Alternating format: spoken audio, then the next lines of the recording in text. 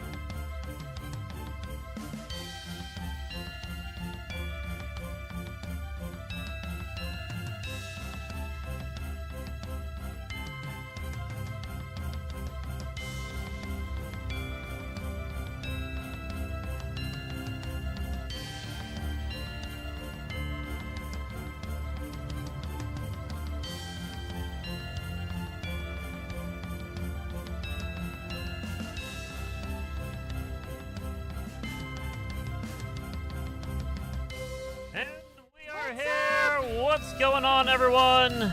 Welcome into our last podcast of the year. A Christmas special. Very Christmas special. Van, what's going on, Van? Welcome in. Jump for joy. Oh, is that bubblegum? Van Bubblegum. What's up? So yeah. we gotta correct it, right? Ryan Slatko. Slatko. Yes. We gotta say that right. Every time I have someone on the podcast, we always ask. And I know you were asking him before. Yeah, I wanted to make sure. Yeah. Otherwise. I'm like, okay, we're gonna say it again.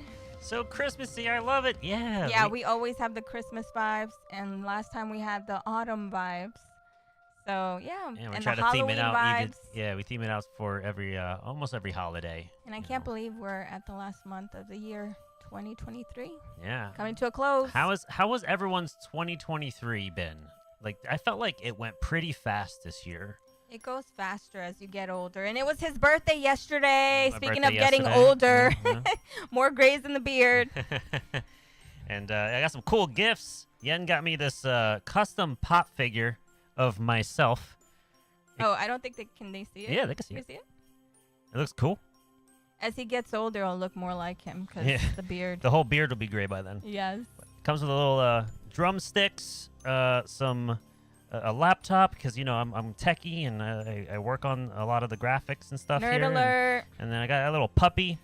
Yeah, because I got us a Christmas puppy. It was an early Christmas present because I saw him and it was over. I was like, I got to get you, And I got Little Rocket.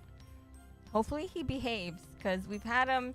It's 2 months now, and he's starting to sleep through the night, but a lot of sleepless nights with the puppy. If I forgot how puppies were when you first get them, Extra they really, energetic. Yeah, they really want to play. So yeah, that's our little guy now that we're taking care of.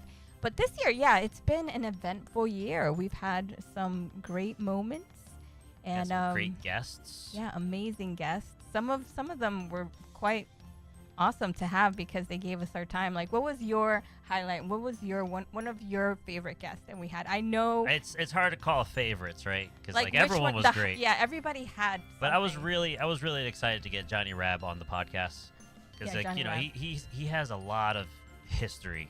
He played with a lot of amazing musicians. He toured all around the world, and now he's in the Collective Soul band. So it's like getting to hear his experience through that band and all of his developments with his sticks, inventions, his books that he wrote. Like he has a lot of knowledge, and I was so glad to have him on and really pick his brain a bit, and also have that contact just to ask him more questions if I have any.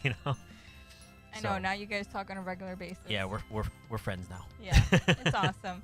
And also Ken Shock was on. Ken Shock, yeah, and we had some history with him, which is awesome. Yeah. I played in the band that he also played with as far as recordings go. Yeah, it was like a little triangle. And the singer he toured with Candirio, and he was in that band. So that was an interesting you guys really story. got to talk about a lot of stuff. Mhm. That was really fun. And also some full bands too. We got like some full bands. So that was pretty awesome. We're gonna try to get the full band of Vanaheim on. Yeah. We had the members. Now we gotta get the rest of the members on all at once.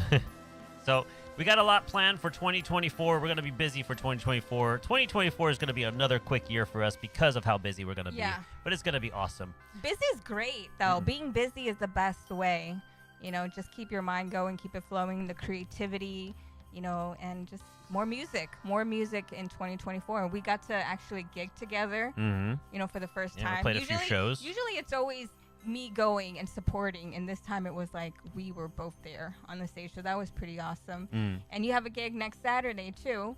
Yes, with Hotel Security. We're gonna be playing in Queens, at Shalila Tavern, I think it's called. Astoria, Queens. Yeah. Original band, very musy, and we have some nice hard-hitting tunes and some softer tunes that we're gonna be playing that night. So if you're around and want to meet us, let's get definitely together. Come on out. And we'd love to see you guys at the shows. If not this one, hopefully in the future. Well, speaking of gigs, Ryan has been getting a lot of amazing gigs. He was playing Rockefeller Center. Look, right here where we're at. Yeah, look, right behind us. He's literally there. Yeah, he was literally playing. How amazing is that? That's very Christmassy. That's so New York. And he's a New Yorker. So that's amazing because we've had so many different guests. People from Germany, people from even Australia, Japan. I mean, we can talk about Brazil, Argentina, and now we have a fellow New Yorker. So, I mean, we have artists from all around the world, but it's always awesome to have someone here in the Big Apple, get to sit down with us and, really talk about the vibe here and the energy that we have in the city, and it's something to be gigging here in the city, and Ryan's really doing it. He's really doing it, and so we're gonna see what gigs he has in the future and the ones he just had this week. He's been a busy man, and he has original music too. So let me get him on. I want him to tell us all about his magic. So he's a professional jazz fusion musician, pianist, multi-instrumental. It's gonna be amazing to find out. Also a master's in music from NYU. So whoa, let's talk about it. Whoa!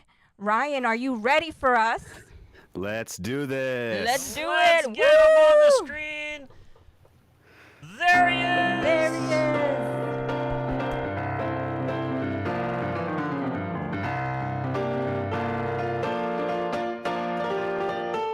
Oh, the weather out warm, oh, the fire is slowly dying, and my dear, we're still goodbying.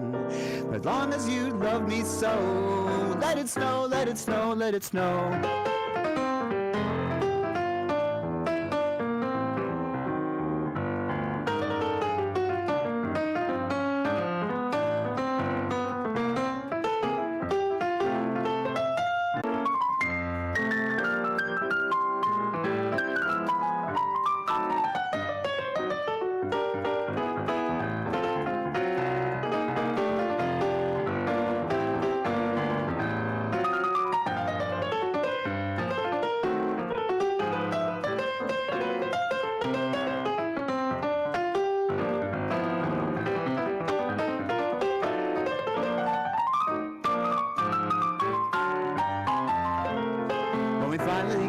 Goodnight, how I hate going down the storm, but if you really hold me tight, all the way home I'll be warm, and the fire is slowly dying, and my dear, we're still goodbying. But as long as you love me so, let it snow, let it snow, let it snow, let it snow, let it snow, let it snow, let it snow, let it snow, let it snow.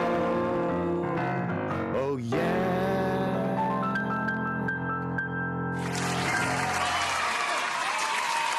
Thank you, thank you, thank you, thank you. Very nice. Ryan. That was smooth. Yen. The man of the night. How are you doing? Look at you. You look amazing. Thank you. Glowing. I'm doing great actually. The holidays Yeah, kind Christmas of do that spirit. to you. Yeah. And I actually love Christmas tunes because they, I don't know, as a jazz musician, I feel like they're very much in my wheelhouse. Like, I understand that language, and the kind of like chords they use, the kind of progressions, the kind of melodies. Like, I feel like I can fit into that very smooth. So, yeah, I love doing that. Wow.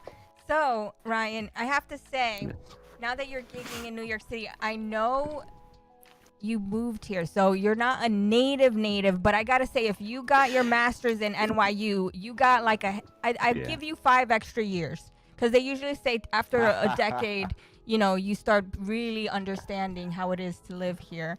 But when was it that you came and discovered, I want to be a New Yorker, I want to live here and make it my home? Yeah, so I moved to New York August 2015, and I had just finished my undergrad at University of North Florida in Jacksonville. And, as I was kind of going through that, going through that phase of my life, like just kind of getting it together and figuring out what I wanted to do, it seemed that if I really wanted to see how far a jazz career could take me, I had to go to New York. I mean, that's just the place. For sure.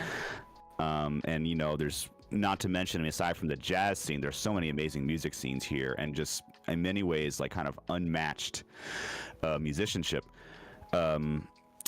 And so, yeah, I thought I had to give it a go. I had to just come here, and I came here August 5th, 2015, and I've been here ever since. So, yeah, 8 years now.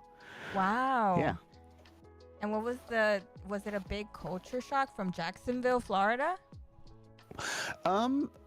I guess a little bit. Definitely certain things about living in the city took some getting used to. Like, for example, I didn't have a car anymore. I had to rely entirely on public transportation. We know how great MTA is. Yes. But like, things like that, and the weather, and also just the fact that for so many of my gigs, I'm used to kind of just loading everything up into a car and driving to the gig. No, I have to schlep everything around the subway. You'll see me with a Nord on my back, carrying a stand sometimes, or some other stuff. It's just, the schlep never ends. Oh yeah, we understand what that feels like. It's funny, like seeing you now. Like, I'm pretty sure I've came across you in passing at one point. We always see a lot of musicians carrying their gig bags and going like, oh, there goes another one. Oh, we know the struggle. We know the. I see you. Musicians. On the train, walking down the street. Oh yeah. So you had a gig too, like in Rockefeller Center this week that followed. How was that like? I did. With some really big names, like some jazz musicians, right? Yeah, well, so I've been working for a few years with this tenor player named Danny Lipsitz. He also sings. He plays clarinet. He plays guitar. He's just a total entertainer.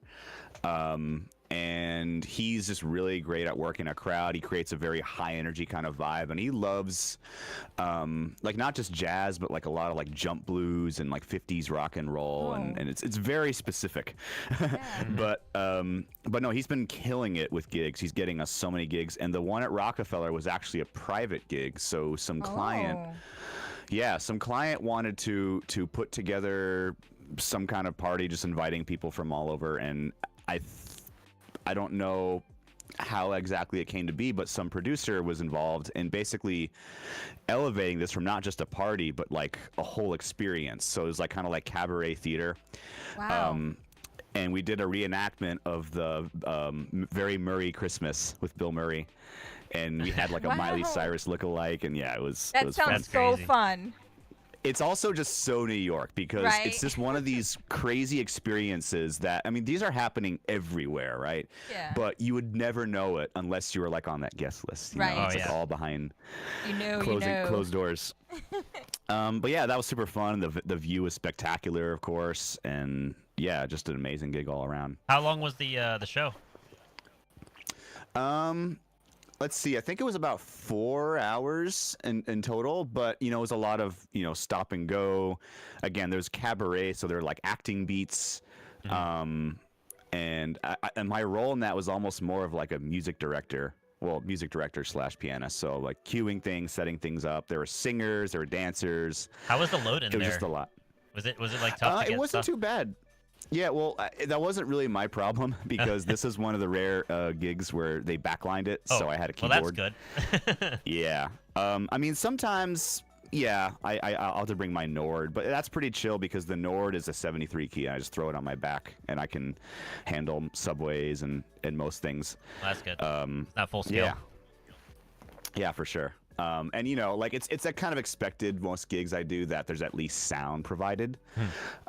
Sometimes like I'll play with Danny and he provides the sound, which is like crazy because he has to drive his car in New York and park it and bring in PA speakers. It's like a whole operation. Oh but yeah, and the music find must that happen. parking, find that double Yeah. parking on the street just to load things out. Yeah. Yeah. It's an Yeah, art just form. chance it. Just I'll leave the flashers on, no problem. Yeah, it'll be yeah. fine. They won't The bother trick. me for a bit. Yeah, for sure.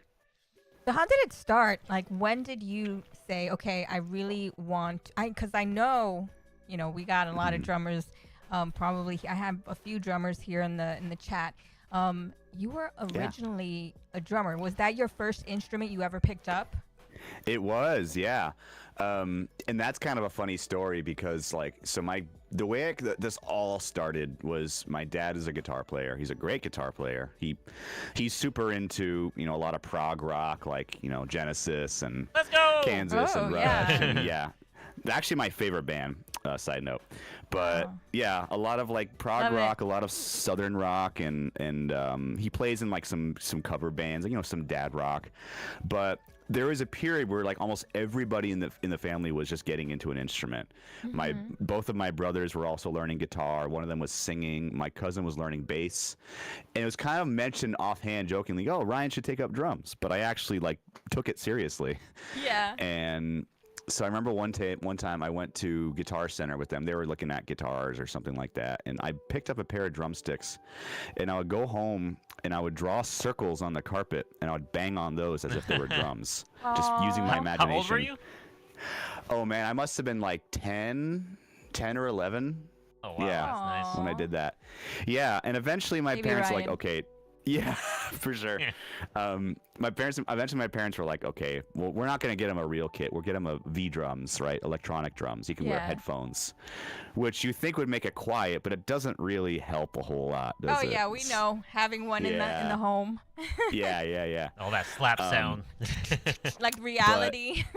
Yeah, but I remember the day it arrived, Christmas Day, 20. Gosh, what year was that? 2005, 2006. I played those drums nonstop. Like you had to pry me away from them, kind of thing. And yeah, I guess it just kind of really spoke to how much I was hooked on music. And I eventually played drums in the school jazz band, and that kind of turned into an interest in jazz, and then got into piano later on. And you know, one thing led to another kind Yeah. of thing. Wow. It's been an interesting journey. That's awesome. So like, you got your master's. Are you Mm-hmm. planning on getting your doctorate?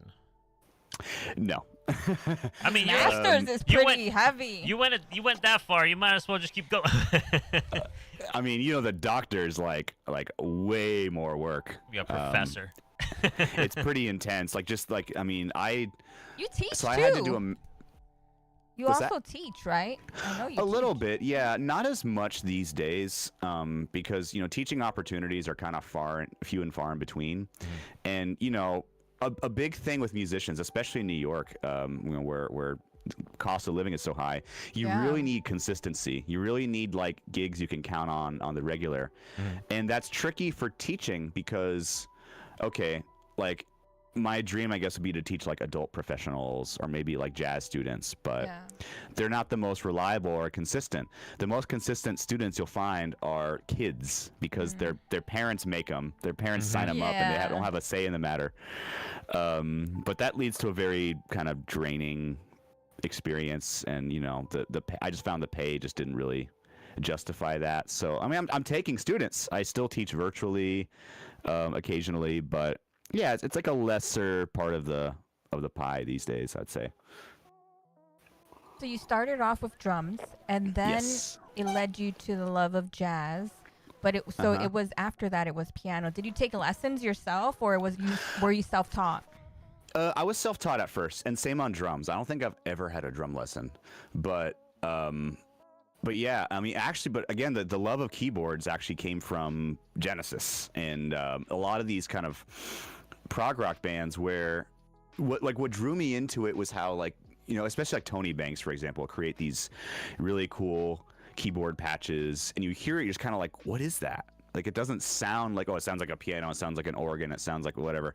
It just sounds like sound. It sounds like textures and colors and Customized. This is very fascinating. Yeah, and I mean, I play piano even that way. You know, like I comp in maybe a different, more involved way than like a lot of other jazz musicians. But that is the thing that kind of started that curiosity, I guess. And it was actually soon after that I discovered I had perfect pitch, which I thought everybody had. I did not know it was like a thing It's that. definitely a unique thing. Yeah, like. either you got it or you don't, baby. Right? Yeah, and that kind of got me thinking, you know, okay, I mean, other than just loving music and being inspired by it and just wanting to do it all the time, like on a very practical note, I've got this skill, right? I've got this edge. Why not try to use it? Yeah. And see where it takes me? You know, if you're good at something, do it, right? Mm-hmm. In the best city in the world. Yeah, baby. That's Yes. right. Favorite city. Wow. So you're doing it right now, and so your main instrument now is piano, and you also sing, right? But you also play Yeah. guitar, the guitar, which is The not guitar, yeah. It's not very common, and I love that. I love that. Yeah. Is that inspired by Jordan Rudess? It was actually inspired by Chick Corea. Ooh, Oh, Like, I I'm- love. yeah. Oh, I love it. Yeah, like I'm a little like old school in a lot of my tastes, but yeah, I remember seeing Chick playing with one of these on Got a Match, you know, and I just thought it was so cool the way he could just walk around on stage and you know, interact in that way and interact with other musicians, interact with the audience. I've taken that idea very far now because maybe you know this about me. I also play in a Disney rock cover band, the Little Mermen. The Little yeah. Merman. I saw that. How did that Yeah. even happen? How was that in conversation? Like, let's my gosh. start a Disney cover band. Well, so I don't know if this aligns with your experiences, Luna, but like I often find that like the best opportunities I get are not the ones that I actively seek out. They're the ones that just randomly fall in my lap, like Pop just up super out of nowhere. serendipitously.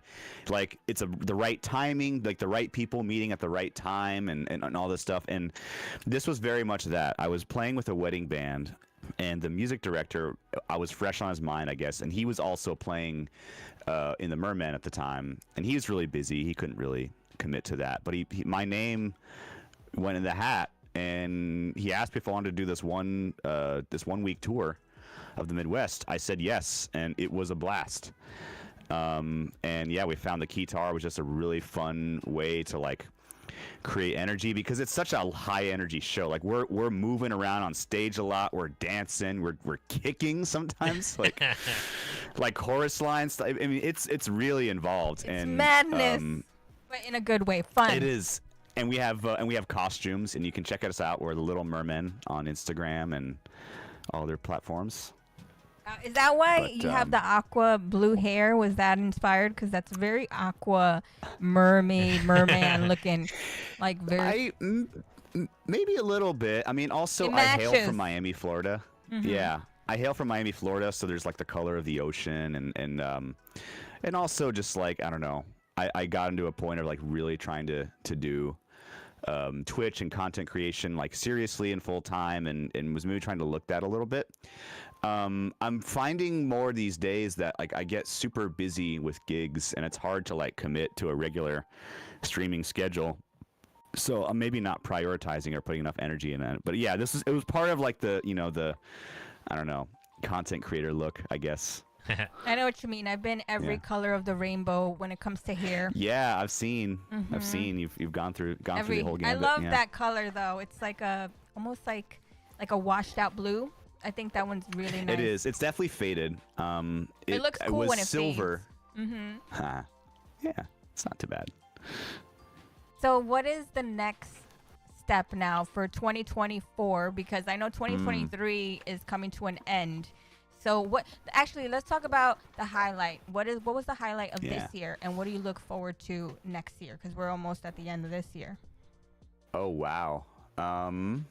Well, I guess just talking about like music and stuff. I had a really really fun performance back in April. I played at VGM Con with maybe know Don Palumbi's Game Night. Yeah, we know. Yes, we know him.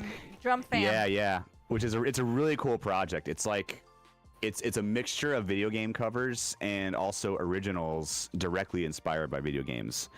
And it's always a super fun show. He gets great bands and just great energy. I don't know. I guess the more I think about it, like energy is just such a big part of the music I love, and I definitely not that I don't appreciate like some sleepy jazz, but as a performer, I prefer to do stuff that's a little more, high octane. But that performance was back in April in Minneapolis, and we played. I forget how big our crowd was. It was like a couple hundred. It's like a smaller con, but it's just that experience of making great music with friends, and there are friends of yours in the audience because it's a big meetup event. Like I met so many of my Twitch community there in person. Yeah, that was definitely a highlight. We had some really cool gigs with the Mermen this year. We always do a big Midwest tour, and that's always a fun experience. It's this big bonding experience too. It's like camping or something. It's like summer camp for adults. Yeah, and then we also mermaid played costumes because you guys wear costumes too. Yeah. We do, yeah. It's funny, So I always go as either Woody or Donald. Can you do the Donald impression, like the? Yeah, I identify with Donald a lot because I watch like some of those cartoons, and Donald is always just getting he's getting spited by stuff. Like gets the stuff raw just end of the messes stick. with him. Yeah, and he just gets pissed off, and like yeah, that's me. You identify with him. Absolutely, That's yeah. funny. But it's a cool costume, and I have that. I have the Woody. I have Sebastian the Crab. Aww. Yeah, It's funny. and yeah. When I hear the mermen, I think of like that SpongeBob character. Me too. Mermaid Man and Barnacle Boy. Yeah. Yes, Barnacle Boy.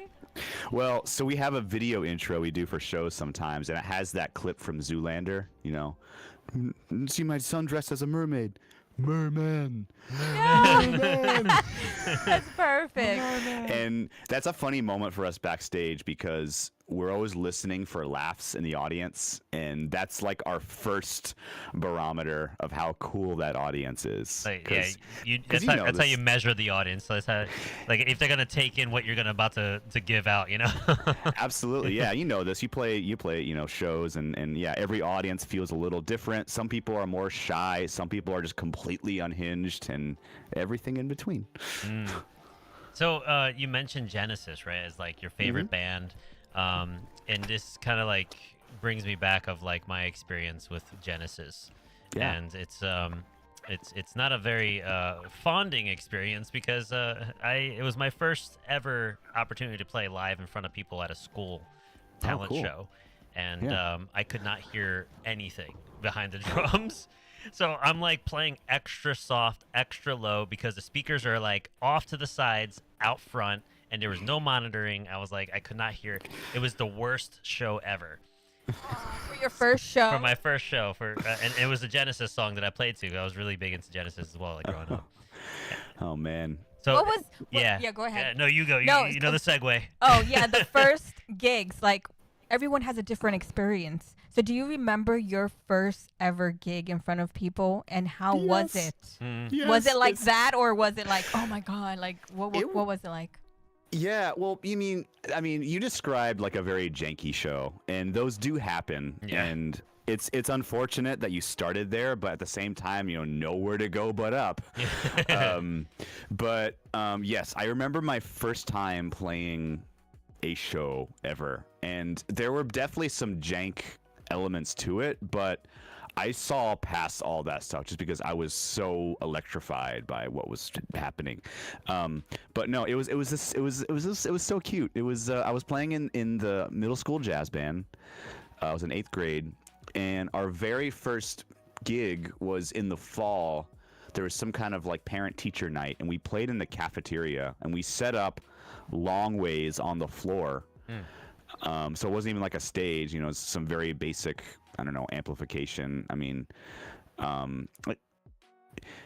but yeah, we only had, you know, it takes middle schoolers a while to learn songs, and these are some very strong middle school students. I went to a magnet school, but still, we only had 4 songs together, so we had 2 sets. And there were 4 songs each, and we just played the same 4 songs, both sets. But I was just like, oh man, I played in front of people. This is great. I want more. Like it was a drug. So I needed more. You didn't have stage fright? Not at all. I was very much like, I was like maybe a little like a little angsty, but just kind of like, not so much nervous, but just more like, you know, like you gotta. You're a little play, ham. You're like, I'm here. Hi. Yeah. Oh, hey, Mom. Hi. And you're like, yay. Yeah, you know, like adrenaline was definitely kicking in, and but yeah, I remember that feeling, and I've been chasing that ever since. But yeah, it's a bug hits you. It's just like, I think I want to do this all the time. For sure. And I always tell people, like, almost jokingly, like, being a musician is a condition, and there's no cure for it. It is permanent. Yeah, it's like once you stop, depression sinks in. It's like a caged bird that can't sing, right? Absolutely, yeah. And you're straying from your true self and your ego, and you don't want to do that. And So you know, in true. doing that, I've created a very difficult life for myself. You know, because I live in New York, I pay New York rent. I hear you. I gotta take every gig I get because I literally cannot afford not to. And it gets very crazy sometimes, and these days I'll be often like very, very short turnaround between gigs. Like I'll play this one, I gotta rush off to this one. Oh, yeah. Like I've had it happen before. Like I literally get off a flight from an out of town gig, and I have to head straight to a rehearsal, or straight to a sound check, or something like that. It's just taxi! madness. Step on the gas. We only got 2 minutes to go 2 blocks down. Let's go. Yeah, he's the main character in a New York City minute, like going from one gig to the next. I mean, that's the way it is. Living here, it's no Oh, joke. yeah. The hustle and bustle. You got to do it, and for real, you can't take it like you can't be lazy. You have to be on it because rent is due. You need to eat, and that's why they say if you make it here, you can make it anywhere because everybody knows it's grind time here all the time. It ain't no cliche. It's the truth. Yeah, for sure. So how do you price yourself, or do you have like A standard. Like how do you price yourself as a musician when you go and do shows? Does it vary Yeah, depending on the show, or? Because he It has a does. master's in music. Hello. So. This is Not a master's information- in music business. Oh, yeah. music business. So this is information that's really good for people that are trying to do Know things your value. outside of, like, you know, just to make some money playing music, because, you know, a lot of people play music for free, and you're kind of like giving that notion that even like for venues, they're like, oh well, you can get exposure, you know, instead of getting pay. And that's what we're trying to isolate. And also original Yeah. music and also cover bands are Yeah. the ones that get paid the most sometimes, like wedding bands, like you were saying. Yeah, and that ends up being most of the gigs I do, and I'm basically a hired gun for those bands. So like, I often don't have much control over pricing. I just don't take the gig if they're not offering me enough. Right. Sometimes they'll change it, but for example, if I'm working with like an artist versus a wedding band, or you know, the Mermen or one of these kind of things, if I'm working with an artist, there's usually a little more negotiation room for that. And I don't do that kind of stuff very often. I would love to do it more, but you know, if a singer-songwriter hits me up to play a gig at like Rockwood or something like that, that's where I'll kind of use my bargaining power. Just be like, okay, you want this number of rehearsals? Okay, it's you know, this amount of time. It's not a super exact science. You know, as you progress through your career, you should gradually raise the price. I mean, I remember having it pretty low in the beginning just because I wanted to play as much as possible. But yeah, definitely like number of rehearsals, or is there a rehearsal at all, and sound check, and the time commitment factor into it. Time is money. Yeah, absolutely. But here's a big one. A lot of people don't think about this, but you should price public gigs and private gigs differently. Yes. Private gigs should pay a lot more. Because it's just, you know, it's just kind of the way it is. It's like you've got us for your event, and you know, we're yours, but you need to pay us extra for that. Yeah. This is a special event, so you get special musicians at special prices. That's Yeah. right. Yeah. I mean, I remember telling Luna that because he's from Jersey. He's a Jersey boy. And, Oh, and yeah? over there, it's Yeah, like, yeah. and the prices there are a little bit low. And then I'm like, okay, you're here and you're an incredible drummer. So, know your worth, put your prices. And he was like really lowballing himself. And then I said, why don't you give this price? And then they actually was like, okay, and I was like, he was like, I didn't think they were going to accept that. And I said, well, Yeah. I mean, if you really put yourself out there and, you put your price and whoever's going to really take you seriously is going to be like, okay, then that sounds fair. Absolutely. I definitely know that fear of losing the gig for charging too much. But yeah, you just need to know your worth. And, your price should also really reflect the quality of your product, which is that's not like a super exact measurement. But, for example, a jazz musician with a master's degree who I would consider myself in demand. I'm charging, on the higher end of things these days. But this also speaks to a whole other problem, which is that the rate for a lot of gigs just hasn't really changed much over the last, say, 20, 30 years. Like, meanwhile, rent has tripled, but like a lot of gigs are paying the same that they did in like the 90s. If you're playing like a club or a bar, this kind of thing, it's like, it's a rough state of affairs, but we have to fight. We have to fight the good fight. Fight the fight. And that's the thing. We have to put the prices and we got to set them and we got to talk to each other and be like, okay, what do you think? What are you doing? The worst thing is that there's people that settle for less, because they want the shows. And they ruin the gig economy. Yeah. Right. Exactly. Like if you're not paying it's like lettuce being overly priced and we're still paying for it because we're like, okay, we're going to actually pay for that. And then it stays that price. Well, let it rot and don't buy it.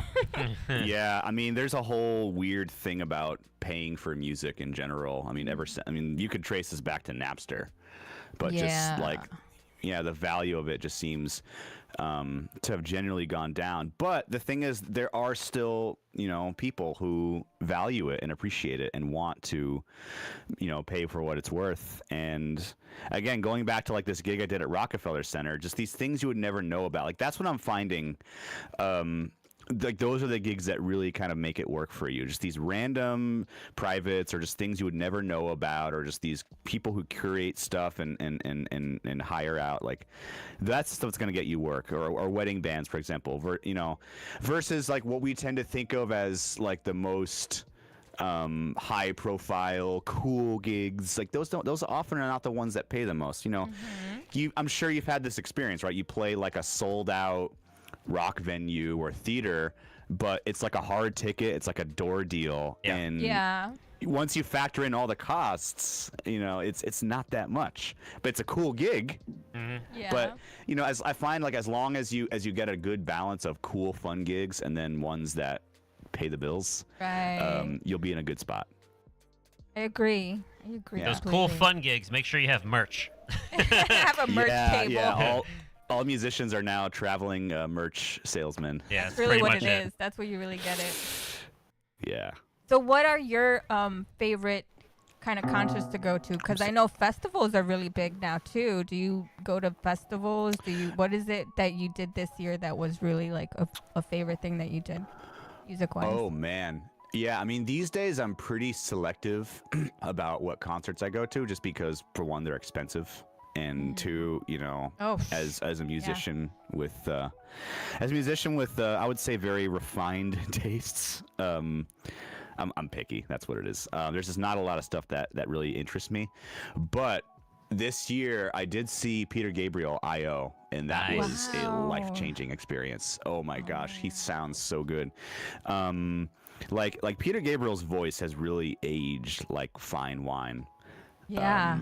And his newer album is definitely a different vibe than, say, So or anything like that. Sledgehammer. It's a lot of kind of slower jams, but it's still phenomenal stuff. And the visuals for this show were absolutely spectacular.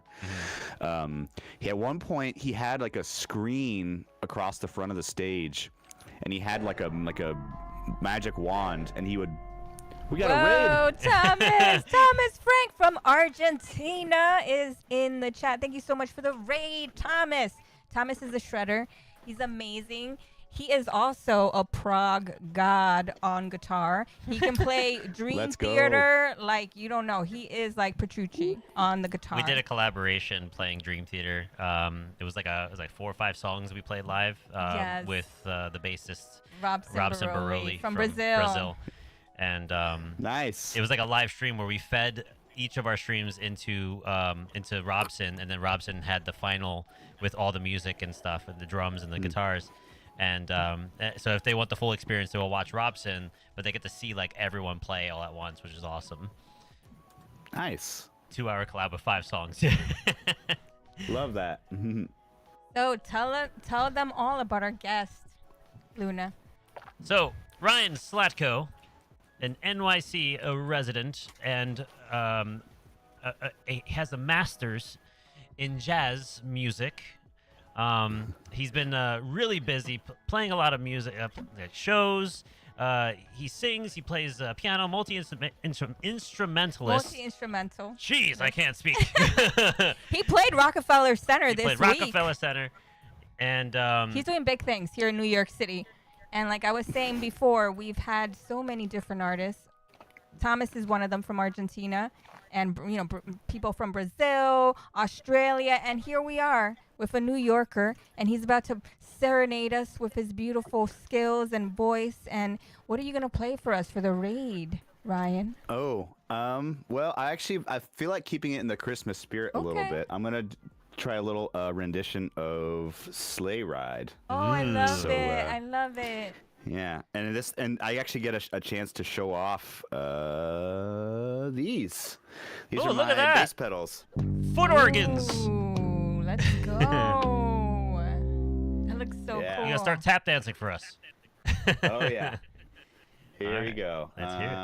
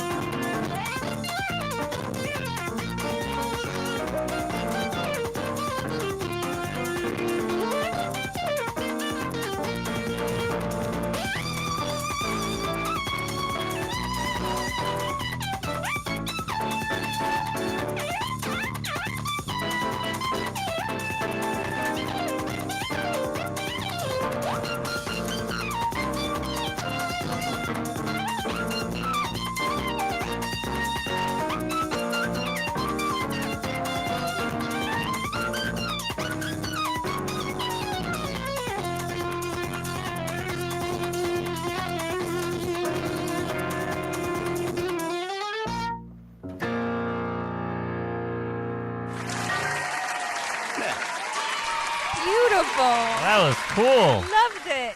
That looks tough.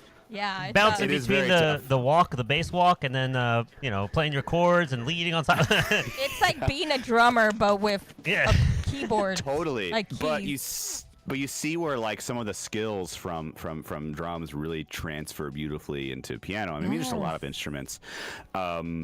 Everyone should learn drums. Maybe not everyone. Like a slight asterisk there, but just like.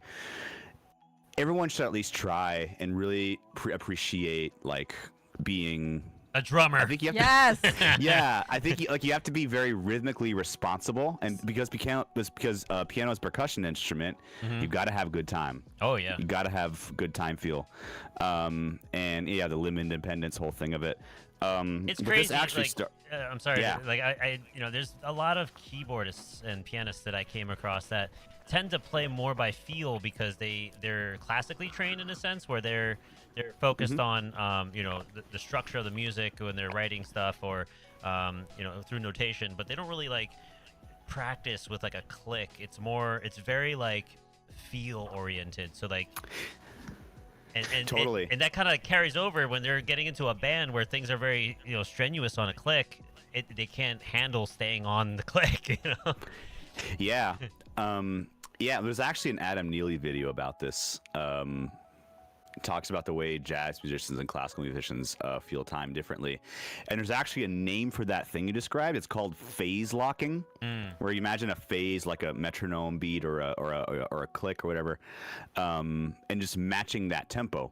That's just outside the wheelhouse of what classical musicians do because they're used to following a conductor or following if they're accompanying, right, you follow the singer. But that, I mean, not to discount that either because that stuff is cool. Oh yeah. And it's always like really inspiring to see, just a whole orchestra playing together, or you watch like a really good string quartet and the tempo is wavering, it's speeding up, it's getting faster, but they're all together. Yeah. And they're really engaged in a very kind of different way. But it doesn't sound very like on beat, like robotic in a sense. Like there's a lot of feel in that. That's why you can resonate more with those classical instruments because it's all about feeling the music flow versus being on the beat. Yeah, or just like classical musicians are just so good at drawing different sounds out of their instrument, and that's just something that I always am very like fascinated, interested by. Have you studied any classical music? A little on my own. Like I played some Bach inventions. I've tried working through some Chopin and a couple other things. It's very tough for me. It's very tough for me to like sit down with the whole piece, X number of pages and just like get it all perfectly and then be able to like spit it out. Like something about my brain just doesn't, I'm a jazz musician. I like chord symbols. I like lead sheets. I like to improvise. But yeah, it is something I've been trying to get better at, and part of my whole school experience was just becoming really good at sight reading and just kind of having that beaten into me. It served me well, and I can sight read pretty well, but that doesn't mean I can necessarily attempt like some classical piano or like, concert piano repertoire. That stuff's insane, So you've played the Blue Note. I've seen that you've played some really legendary spots here in New York City. I did, yeah. How was some that of those like? Yeah, that was really cool. Some of those are kind of technicalities because I played the Blue Note with NYU ensembles. I mean, it still counts. Yeah, of course. But we would play like the brunch set there, which is really cool. We had a few ensembles there. We had like a Wayne Shorter ensemble. I mean, it was the music of Wayne Shorter. Wayne didn't actually teach there, but yeah, Wayne Shorter ensemble. Alex Sipiagin, great trumpet player, led a band there. A couple others. I also played with the NYU big band, which was super fun. Ooh. And we got to do 2 years. Well, 2 years in a row, I played with them for an evening set, the Blue Note, with special guests. 1 year it was Randy Brecker and his wife, and then the other year it was Tom Scott. So both of those were super cool. Oh, wow. But one of the like one of those kind of high profile jazz gigs I'm most proud of is I played at Dizzy's Club with my band, with my trio, and we did a music of Mulgrew Miller. It was a great jazz pianist, super underrated. not many people know about. I love his playing. I love his music. And yeah, I did 5 nights at Dizzy's with that, mostly with the trio. And then the last night I brought in that quintet. And it was so much fun. Would love to do it again. Have you got the chance to play at Arlene's at all? I have actually, yes. So I play with a rock band called Mars Motel. Oh, I like that name. Mars Motel. Yeah, Mars Brooklyn-based. Motel. Think imagine like Pink Floyd meets Radiohead meets. Ooh. Yeah, it's like super. You're speaking my language right now. Yeah, like super chilled out, kind of psychedelic rock. They have some beautiful tunes, I gotta check them out. Just that description. Oh yeah, no, they're great, and they're Brooklyn based, and we rarely do a show. We'll do a show maybe like once a year, but we did play Arlene's last year, and it was kind of a funny experience because a lot of venues have been just really stingy about getting enough people in. Yeah, about the door, yeah, because he's played in Arlene's, and he kind of had that experience too. It's not fun. So like on our experience, there was a band playing after us, a cover band called Gnarly Ray Jepsen. I don't even know if they're a Carly Rae Jepsen cover band. I think it's just like a play on words. But this cover band playing at Arlene's was already kind of weird. They sold the place out to the point that after our show, they had to kick all of our audience members out of the club. What? Cram them into the bar next door. We were like sardines in there. Wow. Because it's not a big venue, but it's like a really it's a hot spot, It used to be a bodega. Yeah, I remember Yeah. when it first opened. Wow, that's crazy. So what's your favorite venue to play at in New York? Oh man. Well, I used to love Rockwood. I mean Rockwood Stage 2. Unfortunately, that's shutting down. Yeah, I heard. Yeah, I mean that's a big operation to keep that place running. But Rockwood 2 was always cool. I like Joe's Pub. Really nice sound there. I mean the thing is, the sound has to be good. Right. And I found it surprisingly frustrating that a lot of these like Lower East Side rock clubs don't have the best sound. Maybe depending on what music you're doing, but like the sound at Mercury Lounge is all right. Mm-hmm. It's not amazing. I was gonna mention that too, Mercury Lounge. But there's some good spots in Brooklyn though. There are, there's like Sultan Room. There's I have to make it to oh my gosh, what is it called? Our Wicked Lady. Because I live I live not too far from there, but I also I know that I know I'm doxing myself. No, it's okay. You'll never find me. There's so many apartment blocks. Yeah, right. Good There's luck. too many people. But yeah, I guess in terms of like rock clubs, that one I definitely want to check out. But Joy mentioned Smalls. I see in chat. Yeah, Smalls Jazz Club is a very special place because it's not only just a great jazz venue, it's also like one of the main hangout spots for musicians. So musicians after their gigs will flock to Smalls for the jam session. And I brought Joy in one time to just kind of witness the chaos, and it's great. There's a lot of like great jazz venues still up. There's that one. There's Mesro. There's 55 Bar, which sadly closed. I love that spot. My band's trying to get into the Cutting Room. Oh yeah, that's a very nice venue. It's very nice, very old school. They're gonna New give us an York. opportunity, but we gotta show them that we can bring people. Yep, that's the game. So they gave us a show at Connolly's. I think it's off of 42nd. I think. Oh, cool. Times Square. And so they said, like, if we could bring at least like 20 people plus into that venue, then they would consider us, for the Cutting Room, because they would require us to bring, more. So. Yeah, it seems ridiculous that we have to like kind of do this dance, but it's just the way it is. And I'm sure you're very, familiar with this game of like, I don't know, you put a bill together, you get some opening acts, and I mean, try it's to like understandable, right? Because they also want to make money. and they're not gonna have like a band play and no one shows up. They're having the venue open to nobody. Yeah, everybody wants They're to not make making money. sales, you know. So like you got to help them out too. So it makes sense to bring people in. Also networking with Yeah. friends. Like let's say you have a gig, we go see you, bring a couple of people.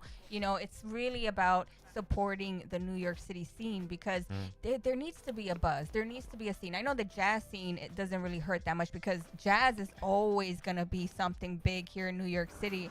But it seems like other genres have it worse. Yeah. And I forgot if we talked about this when you first rated this channel, but I was just kind of like, where's the prog scene of New York? Like, am I Bring looking it at on, it? guys. Yeah, Bring it on. we're working on it. We're working. Definitely want to do some proggy stuff. You know, I've been trying to introduce a little bit of that into my band, and cool. also with our band here with Sky Museum. I wrote a new song that has a lot of proggy elements in there. So hopefully, you know, we get that done by next year, early next year, that we can actually start getting some more prog music out there. Yeah, because Totally. you know, now that Mike Portnoy is back in Dream Theater, he's gonna have to learn more Dream Theater songs or create some more Dream Theater-like songs, you know, to kind of feed that prog energy that he has within. Because there's not a lot of prog rock out there. We need more.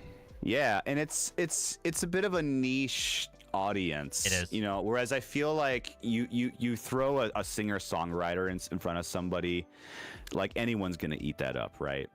And you know, but it's kind of different. You know, when you think of like someone like Taylor Swift, for example, like very wide appeal, right? It's kind of very wide. I mean, that's not the best example because like Swifties are very much like a cult, but.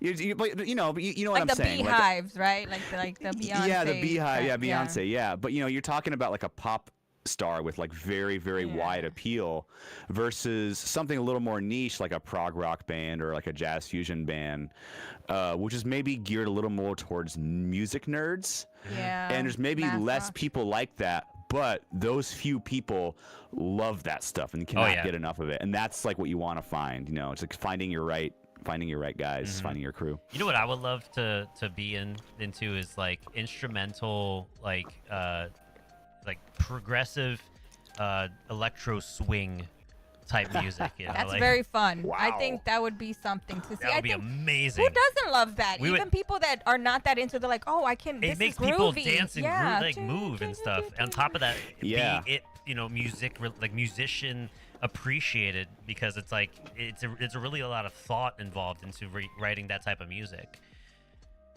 Totally, yeah, and production and all that. Yeah, I love the idea of like a jazz gateway drug. And I often try to be that on stream, but just like someone who's gonna take someone who maybe doesn't know much about jazz and sort of welcome them in, just be like, hey, this is why I think it's cool. And you'll find that a little bit with video game music sometimes. I mean, if you look at like, you know, Koji Kondo music, right, from Mario and early Zelda games, he's very much inspired by jazz and New Orleans music and all that kind of stuff. And even just like the format for like playing video game music of like, you know, play the head, solo, play the head again. Yeah, I mean, all these musicians in my generation who went to music school and also grew up playing video games, like we've just kind of all integrated those things seamlessly without even talking about it. We all just did the same thing, which I think is pretty cool. But yeah, It's kind of heartbreaking too, because being more of a you know, rocker at heart and loving the prog, you know, like growing up with a lot of Pink Floyd, a lot of in him with Dream Theater, and I love Radiohead. I love the mix. That's why when you said that, I was like, that's the mixture that I'm looking for too. And then as I get older, I realized I was like, you know what? I think because, you know, I'm born and raised here. I'm going to die here. And if the music scene keeps going, I feel like I said, jazz is always going to be a New York City thing, right? So I'm like, I can kind of see myself aging and being this like sultry jazz singer, you know, like. And then we don't have the Amy Winehouse anymore. We don't have a lot of that. And I feel like the love and the genres need to kind of come together and mix. And I do love mixing genres too. So like there has to be a scene that's created in New York that's different, because like that's how it happens. That's how the grunge happened. That's how like the when we got out of the hair metal scene, and then the grunge guys killed that, and then the new metal guys ended up taking over, right? And then it was just everything, the emo, then what is now the gents now, right? The guys, the metal. The Sleep Tokens. I love Sleep Metal or Token. whatever.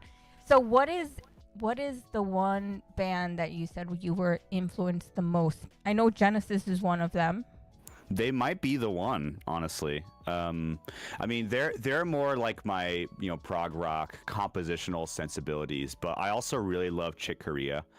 For me, like Chick Corea was like kind of the gateway drug into jazz because he played in Return to Forever, he played in his electric band, he did all this really cool fusion stuff, and as someone who came from a rock background, that really kind of appealed to my sensibilities. And after getting into that stuff, I started to check out more of his straight ahead stuff, like Now He Sings, Now He Sobs, for example.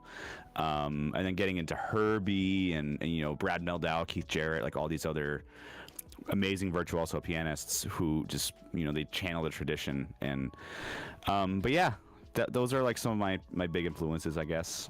Have you seen Chiopan drum mask here on Twitch? Yeah, amazing drummer from Japan. She plays a lot of like Chick Corea stuff. She is so amazing. You will love her. Influenced by Dave Weckl, and she's cool. really good.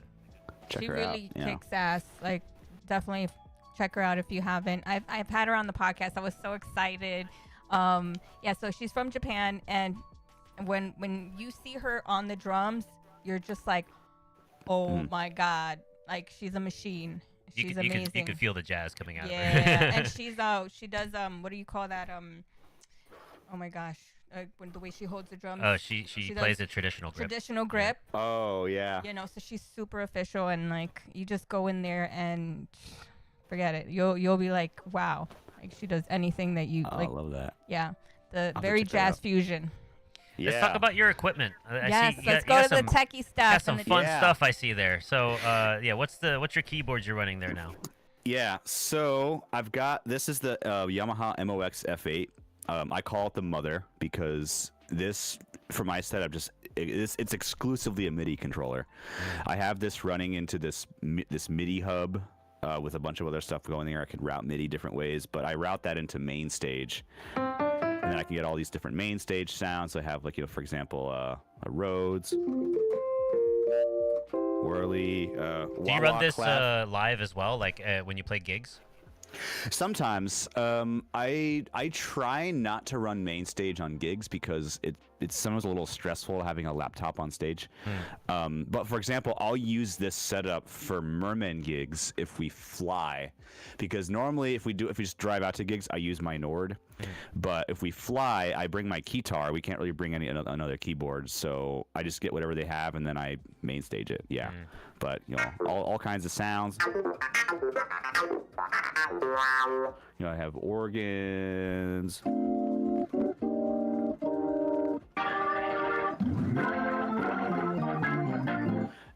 And yeah, just about anything you can imagine, I can put on this bottom Sounds keyboard. Nice. Yeah. And then here we have the Prophet 6 synthesizer. The Prophet. Yes. Which always sounds amazing. And I mean, there's 1,000 patches on these.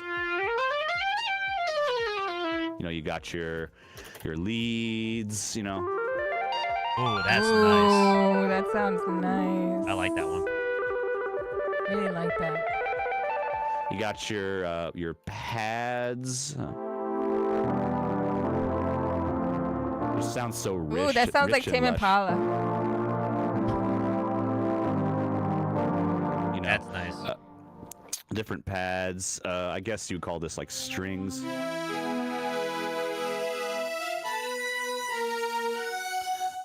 But I like some of the quirkier ones too. Like I call us Rugrats. Like a kalimba. Something like that. 80s bells.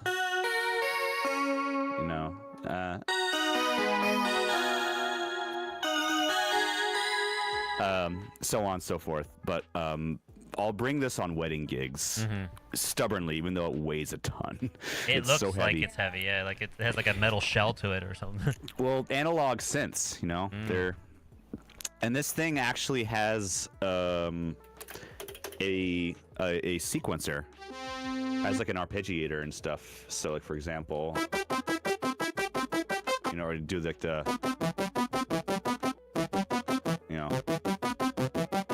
or I guess it would be this, right? Stranger Things. Exactly, yeah. But you can also record a sequence, and then just have it going. Change the tempo. It just gets ridiculous from there. Ridiculous, yeah. I mean, that's the cool. sound design possibilities on this thing are really endless, and I always feel like I've barely scratched the surface. The bubbly water. There So goes the much. mermans coming in. Yeah, the underwater Yeah, very kind watery. of thing. But yeah, it's great. So that's the Prophet, and then of course we have the guitar, the Slat synth. Yes, I wanted Which, to hear that one so bad. I wanted to hear the guitar. Yeah, we can arrange a song on this for sure. But so it's the Accent. I rebranded it, and yeah, they don't even make this anymore. Really? Roland has gone. They've gone all in on their Axe Edge, which is also a great synth. But what you're really missing from that is stuff like this. All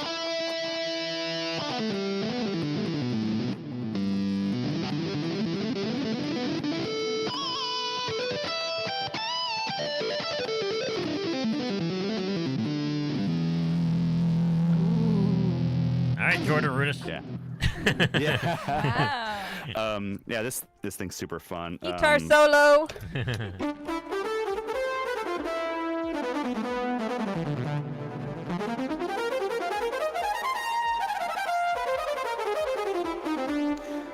They have like these special sounds. Violin, cello. Ooh, Shakuhachi. Love this sound. That sounds cool. beautiful.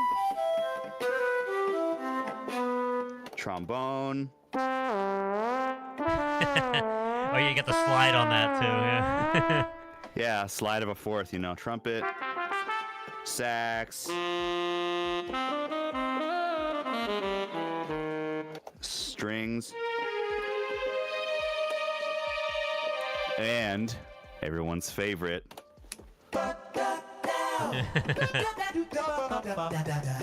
They're scatting. The jazz scat. Nice.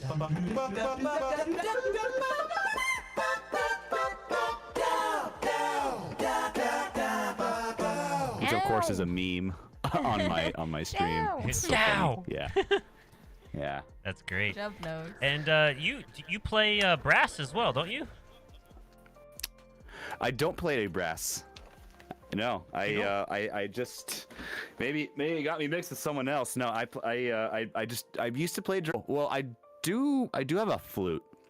I do have a flute that I've been known to play from time to time, but that was kind of more of like a pandemic project. Like I tried to sit down and learn flute because I just randomly have a flute. I Very see you very with tough a instrument though. saxophone. Why do I see you with a sax? Jazz, because it's the instrument of jazz. Yeah. So you haven't dabbled with some sax? I haven't tried to play sax. No, I've played flute. I'm a little scared of sax because that and so many other woodwind and brass instruments are transposing. So you play on, say, a tenor sax, what you think is a C, and what comes out is actually a B flat, right? They're not tuned accurately. It's the instruments are just built in different keys. So, like for example, an alto saxophone will be pitched differently than a tenor saxophone, but instead of calling the keys completely different things and having the saxophone player who switches instruments have to learn totally new fingerings, they just call it a transposing instrument. So, like, yeah, a C on this instrument is a B flat, a C on this instrument is a concert E flat. It's ridiculous. But they got to adjust every time they move around the with different saxophones and stuff. Totally, yeah. I mean, this is just kind of a thing that was left over from, you know, the old days, and it will never change. It's just, you know, the reality of it. I think it's kind of ridiculous, but I mean, apparently there's a thing of like building an instrument in a key makes it sound different. So there are C melody saxophones, but I don't know, a lot of people just don't think they sound as good than like the tenor or alto, B flat or E flat or bari or soprano or whatever. Yeah, I don't know. I think it's a lot to keep any kind of proficiency on one or two instruments, let alone more than that. I mean, I do have a guitar I sometimes fiddle with, but yeah, I don't know. I like the idea of depth versus breadth. You know, going really ham on one thing. But you do sing, and you do have original music. I do, yeah. So you want to talk about that? Yeah. Well, so my original music really kind of just started as stuff that I wrote in jazz school, jazz compositions, right? Every jazz musician plays some combination of what I would call like American songbook tunes, like jazz standards, stuff from the 30s, 40s, 50s, musicals, this sort of thing. And then there's tunes written by jazz musicians. So like often on a jazz gig, it'll be a mixture of those show tunes and then maybe stuff written by Wayne Shorter or Herbie Hancock or Chick Corea or something like that. And, you know, in that tradition of jazz musicians writing tunes, I wrote some tunes. And my first album, First Impressions, which is on Spotify and all that, is like, I would say 60 to 70% original material. But recently, you know, I'm sort of retooling the way I write music a little bit. Like, for example, I have this tune I released recently called AM/FM, which is kind of like a fusion jam, and it's like a lot of like one chord things, and it's more defined by like the sounds. It's like a production thing.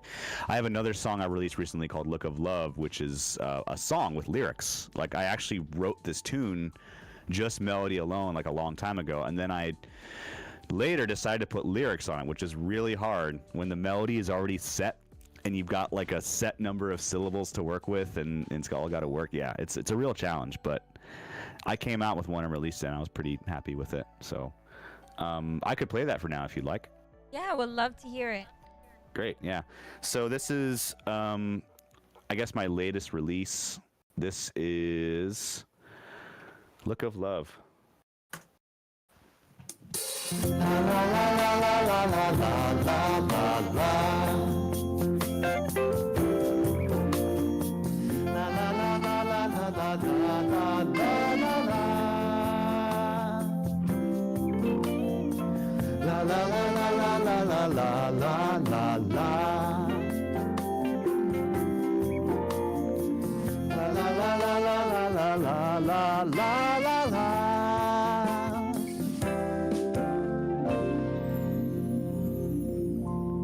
Look of love. In a moment I see you care for me. Couldn't speak, but what words could there be your eyes didn't say? Look of love, it's all we need. Each of us feeling some kind of way we never say. We just stare, looking lovingly, knowing we feel the same. Look of love.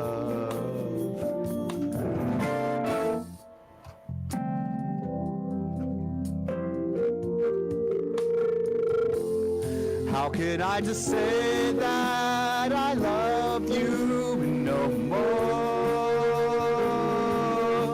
Your gaze feels like no days before. Words only wish that they could be more than pale imitations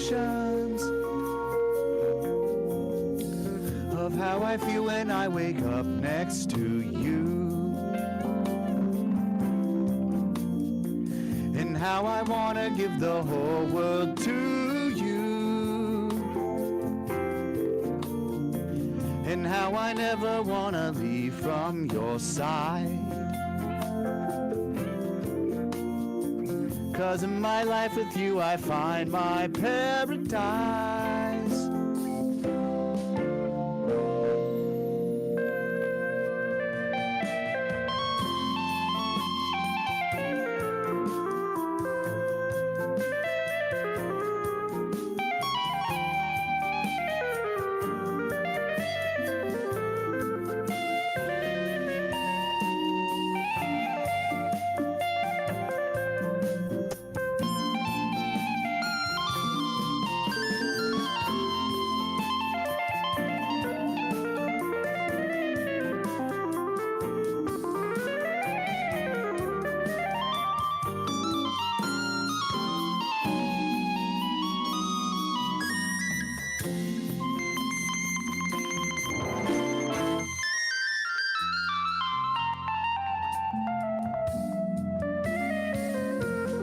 How can I just say that I love you and no more? Your gaze feels like no days before. Words only wish that they could be more than pale imitations of how I feel when I wake up next to you. And how I wanna give the whole world to you, and how I never wanna leave from your side. 'Cause in my life with you I'll stay there as we share our looks of love.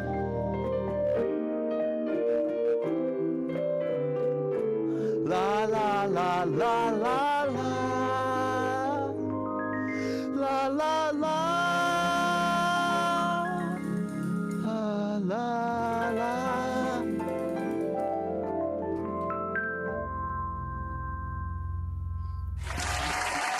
Thank you. Beautiful. I was Thank you. singing along. And I was losing your la la la la la. Yeah. Yeah. No, that was fun. You know, the song is really kind of about like when you're in love with somebody and you can just give them a look. And they already know. that's- They know. Like that look says everything. You can't fake it. It's The look unmistakable. of love, honey. Yeah. I love it. It's so cute and sweet. And it's like Thank you. like that that feeling, like that euphoric feeling, like when you say when I wake up. Butterflies. Yeah, the butterflies, you know. The It's comfy magic. and it's very you know, relevant for me too, because I recently got out of a 5-year relationship. Oh wow. Yeah, this was broken up with, very heartbreaking. Moved from Harlem to Brooklyn, and I was just kind of like, okay, you know what? I'm gonna be single for a while. I'm just gonna enjoy this. I'm just gonna focus on me. But then, like all of a sudden, like I met someone like 2 weeks ago, and we like can't get enough of each other. Oh, so, was that the date you were talking you about? Because I did watch the replay. Nice. Yeah. Oh snap! Okay. And it turned out Yeah. well. Because she So gave you that far- look. She gave you that look. Yeah, maybe. Yeah, we give each other that look, and good. you Look know, at him. He's already blushing and Yeah. everything. Oh, okay. All right. yeah, new love is always exciting. That's so sweet.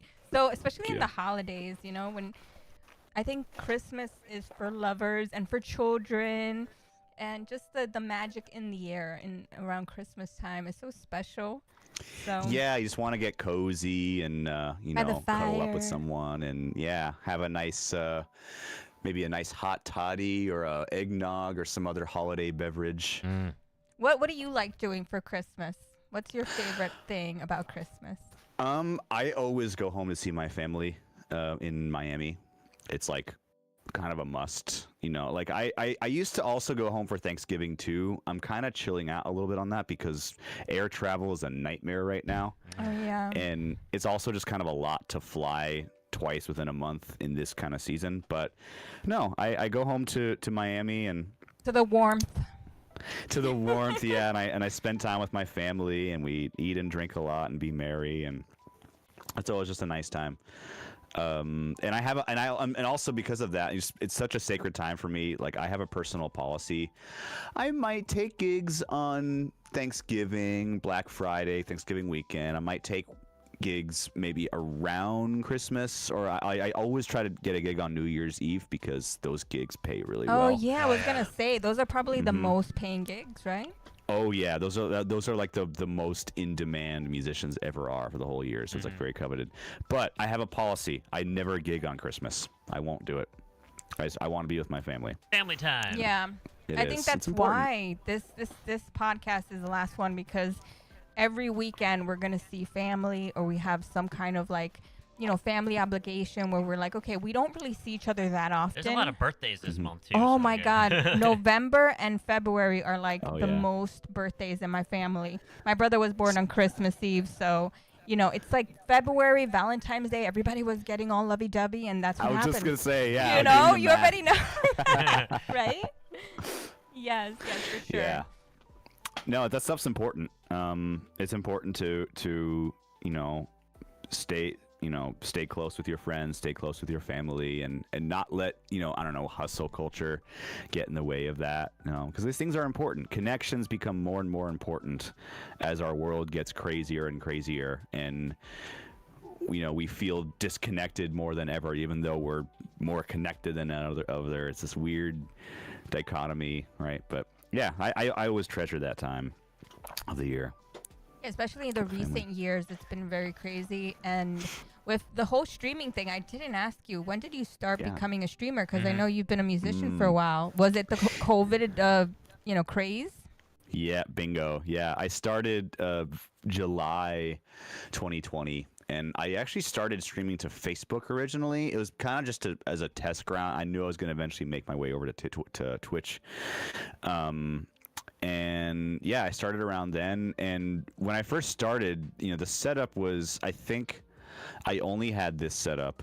I had the bottom keyboard, and I had like one microphone, and then I had two cameras. I had my FaceTime camera on my mic, and then I had OBS virtual cam. And just very basic stuff, and it just kind of grew from there. And one of the things that grew out of that was my whole way of doing tracks, where I haven't done it one yet here, but like I'll have kind of customizable tracks where I can cue sections whenever I want. Like say, okay, head in, solos will loop indefinitely, and then when I'm ready to take a break, I hit, head out or whatever. And it's just a nice way to have like a flexible backing track for what I do. And I made a bunch of these myself. There's like over 250 of them, all handmade Logic tracks, just on my own, and I just have them now. That's good. So, yeah, made that COVID time work for me, That's kind of the way this happened, because I said, well, there's not a lot of concerts happening. Everything was shutting down. And then I said, well, we have a lot of friends here that are musicians. I said, why don't we just sit down with them? Yeah. And, they're doing stuff behind the scenes. Let's just talk about music and hang out and make a podcast of it. And it ended up being really fun. And everybody was like, yeah, let's do it. And so that's how it started also. Yeah, no, it's great, and it's super fun and interesting to talk about this kind of stuff, and you get to kind of hear perspectives from musician or questions that they wouldn't normally be asked, and no, it's a good time. I'm glad you're all still doing this. Yes, it's fun, and also we get to meet people that we might be able to see live soon. So when is your next gig? Oh yeah, I hope to catch you soon too. Yeah, definitely want to check it out. So I don't think I have any like public New York gigs anytime soon. So it's like a lot of out of town stuff. So for example, this next Saturday, I'm actually driving to Derry, New Hampshire to play with the Mermen, and then the Mermen, we have a couple other shows in South Florida, but. But you already know. You just let us know if you're in town and when you're not traveling and doing the whole thing. This is a good one. Okay. So Tuesday, the 19th, I'm playing a gig with this funk band leader, Milo Z. So he's like the funk guy. of New York, and he's like a native New Yorker. He's been here since like the 70s, 80s, and he's kind of big actually in some ways. Like we toured Greece. Whoa. We went to Greece. Played 5 nights in Athens and then a night in Thessaloniki, and it was just how gorgeous is it over there? Oh, it's a beautiful country. I mean, there's just nothing like that fresh Mediterranean air and everything. All the food is so fresh and yes. Yeah, it's so good. But yeah, so Milo Z and I are playing at the Red Lion Tuesday night, which is in Greenwich Village from 10 to 1. We do this like once a month, and last time it was a great time. It's like a party vibe. Just like but there's so many people there. Yeah, Tuesday night. Yeah. It is, yeah. But no, it's still like the party vibe. Like there's all these people coming out and dancing and you know. Sounds like a good time. Funky, you know, Oh groovy. yeah. There's moves, there's steps. I sing backup on that. Sometimes I play guitar on that too. But yeah, it's a good time. How long are your rehearsals? Because that's probably something you gotta keep up with. You know, remembering each step part and while playing. Yeah, I mean the steps are not too involved. It's just like you'll just kind of move to the left, move to the right, move to the left. There's just kind of a few. I remember when I first did that when I first started that band, there was a lot of rehearsing. There was just a lot of just like breaking me in. But once I got broken in, it was kind of easy to just sort of like cruise. And then every now and then, if you have a new tune, you would either send it to me or you would just rehearse it real quick. But funk is interesting because it's very tricky. It's very specific in the rhythms. It's like he'll be like, it's not da da da da da. It's like da da da da da. It's like these. It's like a pattern. playing a game. Yeah, and it's very specific. And sometimes he'll have a phrase where it's like one pattern, and then another one, and then the first one's to get A B A C pattern. It's very specific. And Milo is not like music educated, but he knows what he wants, and he'll like call you out on that stuff if he hears it. So it's interesting. It could be a very intense environment, but it's fun. You know, it's like good for your focus. Oh yeah, yeah, it's gotta be great. So, what are your 5 most influential pianists or any musician that you would say is the top 5? Yeah, well, I mentioned Tony Banks of Genesis. I would say Chick Corea for sure. Maybe Mulgrew Miller, jazz pianist. It's so tough. There's so many to choose from. Herbie Hancock. I don't know, Brad Meldau. Incredibles. I mean, if you want to go more into like prog rock and stuff, yeah, I would say maybe like Keith Emerson and Rick Wakeman of Yes. I'm a huge fans of. Yeah, I don't know. So many to pick from, and so many people who've I also like composers. Like I love Debussy. I love Ravel. I love Bach. Just love that writing. I love. I'm blanking. You have a lot of influences from different genres too, which is beautiful. I love that. I really do. So yeah, I mean, I'm really. Yeah, I'm sorry. I was just gonna say I'm really like a multi-genre kind of person. I can't commit to just one genre. I like them all. So then this is the next question I would say, because you just said that, so it made me think, is there any kind of music that you will not play on stream if it's requested? Do you have a queue, or how do you conduct your streams? Yeah, so I have a pretty extensive song list. I have originals, I have jazz standards, I have video game songs. I'm starting to add like more rock and pop lately, and singing and all that stuff, which has been fun. But there's all kinds of songs, and one kind of fun part of the stream. It's become a bigger part of the stream lately. Is I will find different ways to play the same song, so I don't always play the same song the same way every single time. If it's like a video game song or a jazz standard where it's kind of open-ended in its way, like I'll find different ways of playing it. Like I'll build a loop on it, or do a kind of a chill vibe version, or I'll do we have like channel point redemption, so that might be someone might want like a mild version. Yeah, they might want to like we have one called major minor flip flop, so I'll play major songs in minor and minor songs in major. So for example, name the tune. Let's see.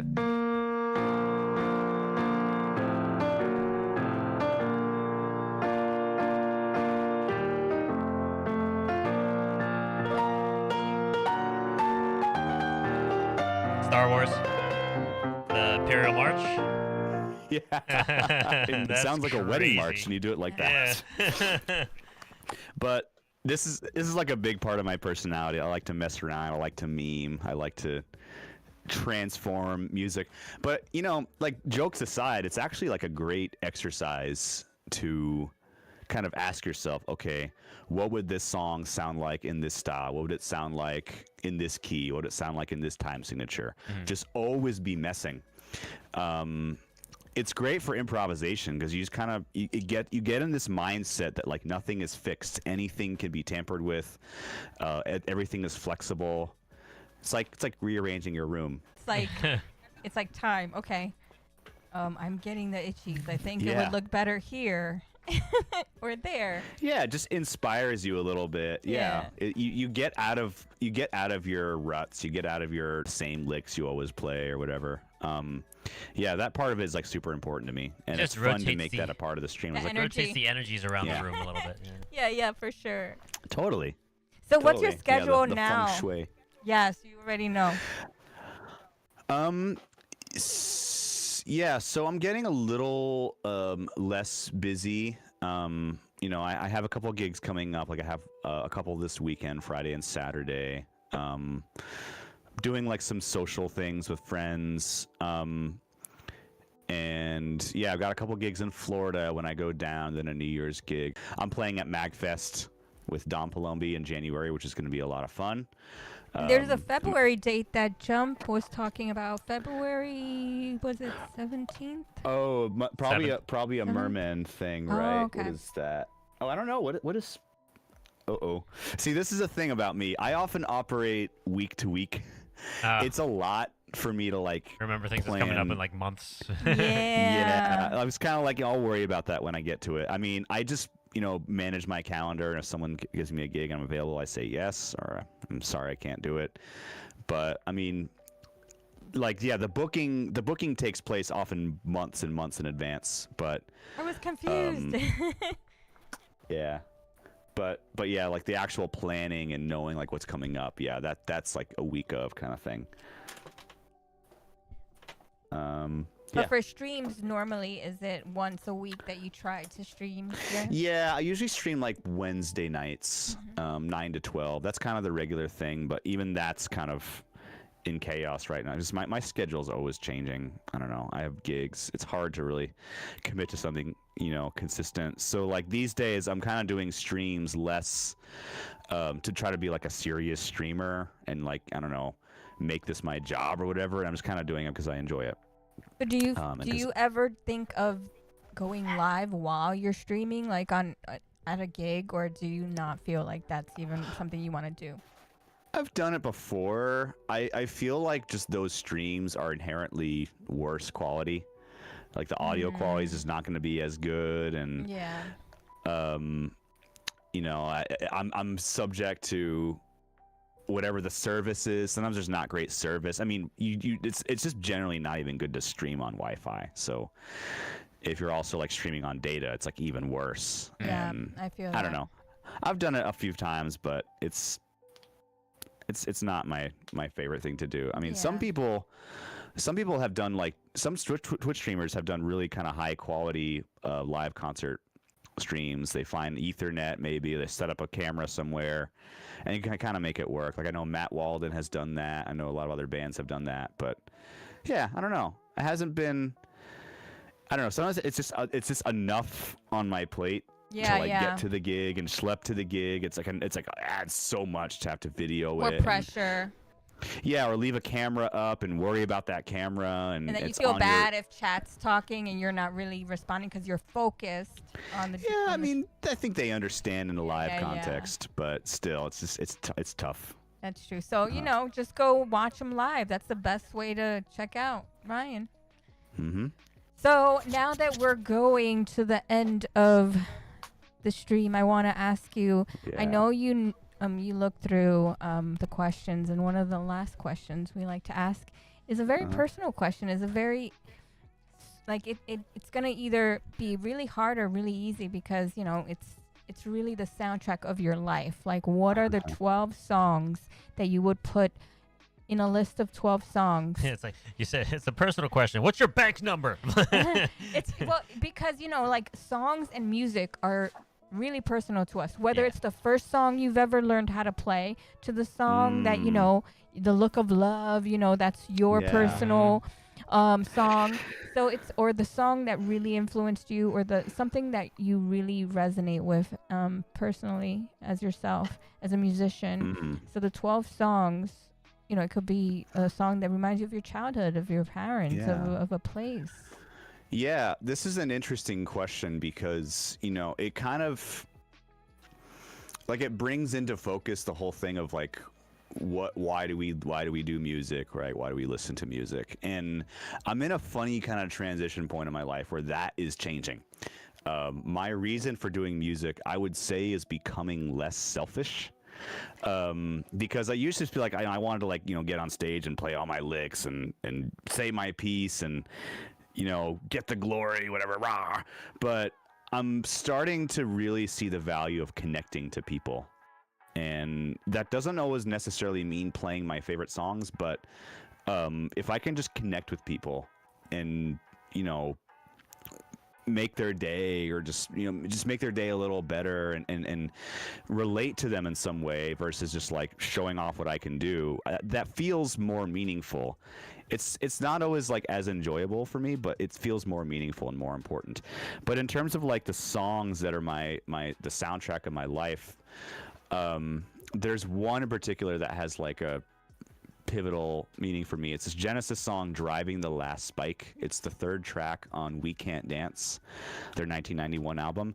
I remember hearing this song when I was 5 years old, and I was just like, I don't know, I was in my mom's bedroom, and she just played it on this stereo system they had, and I was just like really just in awe, in wonder of those sounds that were happening, and just like, what is this? This is incredible. And then also I remember reading those lyrics, and it's like very depressing because it's about railway workers losing their lives on the job because it was like very dangerous conditions and poor management, and a really kind of poignant story. But that was one. But it's kind of interesting. Like, I went through that. And then I actually went through like a shameless pop phase in my youth. Like, I was listening to like NSYNC, Backstreet Boys, Britney Spears. So some of those songs like have that kind of, I don't know, that nostalgia feeling for me of like, I remember that time. It's like what now people call guilty pleasure, but it's nostalgia for them. Yeah, well, it's like on weddings, I'm playing a lot of, Mr. Brightside. I'm playing a lot of I Want It That Way. And, it's like the 90s nostalgia is really kind of coming full circle here. Oh, yeah, for sure. So, yeah, like definitely some stuff like that. Gosh, what else? What's your most unconventional song that you love that people might not think you like? Okay, yeah, this I was about to talk about this. So, I'm also randomly a huge K-pop fan. Oh, yeah. K-pop has some bangers. Like, I'm just like, who is that? And then you're just like, oh, that's okay. It's like the big thing now, too. So there's like a couple songs that really kind of have a place in my heart. Girls' Generation, Into the New World is one. Also another band, aespa, Aespa. I've been really getting into them lately. They have a song which I actually play on stream because it has a full English lyric version. It's called Life's Too Short. And it has this really catchy hook. It's like, I'm doing me regardless, and I don't care what you say about it, because I'm going to do it any way that I want. Like, it. When I went through my breakup, I was listening to that song nonstop. It was getting me going. It's just like, yeah, you know what? It's getting you through some shit. Yeah. I get you know, like that's... Song's very inspiring. Yeah, and it gets you out of your rut, too. Yeah, and music has that effect, right? It creates meaning. It creates memories. It creates this whole human experience that we can look back on, and it's always a beautiful thing when you can hear a song and it literally just takes you back to that. It's like there's like a scene like that in Coco, at the end of Coco, where what his grandmother was just couldn't remember anything, but he played the song and it jogged her memory. And that's not just like a touching, Pixar moment. That's truth. That's real. There's truth in that. That's music therapy. Oh, it's a very real like science of using music to like evoke memories and bring people back to. You'll see this with like I don't know, elderly people with like Alzheimer's. You play a song from their youth, their eyes just, just yeah, like wide exactly, up. Exactly. Because my mom had dementia, and in her last years, that's what I used to do. I used to go visit her, and I would put her favorite songs that made her happy, and she would remember the lyrics. And that's why, like, music is amazing. It's magical, and music is everything. Like, music is life. I do everything with music in the background, and if there's no music in the background, it's in my brain humming, and you'll hear me, like, just like, oh, and that's just the way it is for me. And that's a musician thing, right? For sure, yeah, but it enriches a lot of people's lives, often without them even realizing it. And again, like going back to like music being cheapened, the fact that it's like in shopping malls and airports and grocery stores and Ubers, and you just can't seem to like get away from it.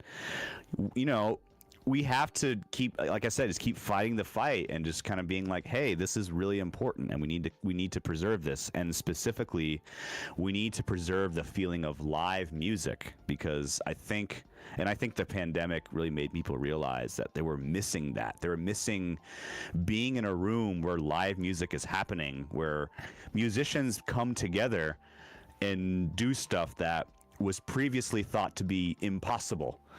And also just being in the room with that energy and feeling the vibrations. I mean, there's just nothing like it. And, I'm often like on Twitter screaming about, we need to fight for live music. Live music's dying. Venues are in trouble, all this kind of thing. But that's kind of my, that's my cause. And I'm going to keep fighting for it as long as I'm here. That's your purpose. You got to keep creating and keep going. And the end of 2023 is happening, and 2024 looks bright because music will still be going on no matter what. Absolutely. And we're just getting started. And I should mention too, just as a kind of a personal plug here, I am working on a second album. Yes. It's a little vague as to when it's going to be released. I thought it was going to be end of 2023, but life happened, and I'm playing catch up a little bit, but the album will still happen. I'm looking to next year start releasing some tracks one by one, and we'll finally have a second album. So what do you think is going to be like a mixture between instrumental and, because I know the vocals came with that last song that you played that was original? Yeah, I think it's going to be still mostly instrumental, but this album is going to mark a major transition for me, because my last album, First Impressions, was very much this kind of acoustic jazz instrumentation. So I had piano, bass, drums, alto sax, tenor sax, and vibraphones in various combinations of that. But that's kind of a very standard, straight ahead jazz kind of instrumentation, although I wrote some non-standard songs for that.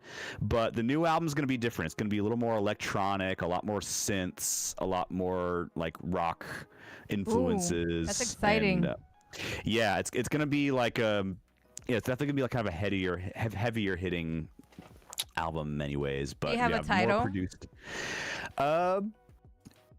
Maybe. I'm not quite sure if I'm ready to share it yet. Not disclosing it yet. Yeah. You know me, I had to try. Yeah. For you guys. Yeah, that will be announced when the time is right. But it's a very fitting title, I think, for what I've gone through and what this album means for me. And I'm just excited to finally get it back out there. I mean, the last album I put out was 2017. I was 22 years old when I recorded that. I'm 30 right now, so I've gotten a little better. Yeah. Like I've changed so much as a musician and as a person. I mean, that period of time, you just grow so much and learn so much. Oh, and you're I gonna think learn so much. These next 3 years is gonna be like Yeah. the years that you're gonna be like, wow. Because once you reach 30, honey, I'll tell you, it's like something in your mind just like lights up, and you know exactly what to do and what not to do, because you know better now, right? Yeah, learned a lot of hard lessons, done a lot of stupid things, and yeah, just do better. learning. Yeah, just doing better, just having the right outlook on life. I think I'm a lot more positive than I used to be. And yeah, I'm again I'm finding this thing in music of sharing it with people and you know, connecting with them instead of just sort of playing my stuff all the time. And I'm having a blast. Like I feel like I've created a very nice life for myself. And even though it does get challenging, it gets very testing at times, and I do have my moments, but every now and then I just kind of look back, just like, you know what? Like, this is great. It what I've made you who created. you are now. It made you stronger. It did. And you know what? We're only just getting started. We're only So, getting started, baby. So look out for Ryan. He's coming 2024, new album, new music. Yes. I can't wait. And I got to Yes, say, me it either. was a blast having you on. I really loved everything we talked about, and I'm excited for the new music Same. and everything. And I wanted to close out with a song. And what do you Yeah. have for the last song that you're gonna sing or So, play? I'm gonna play this one. I'm gonna have this on guitar too. Ooh, So this okay. is an original of mine. I can't say much about the new album again, but this is a single I released recently that will actually be the opening track of the new album. And it's a track. It's kind of, the title is inspired by, like, you know, I don't guess radio dynamics. It's called AM/FM. I'm gonna play it for you. Oh, cool. I like the name. Yeah, here we go. Let's go.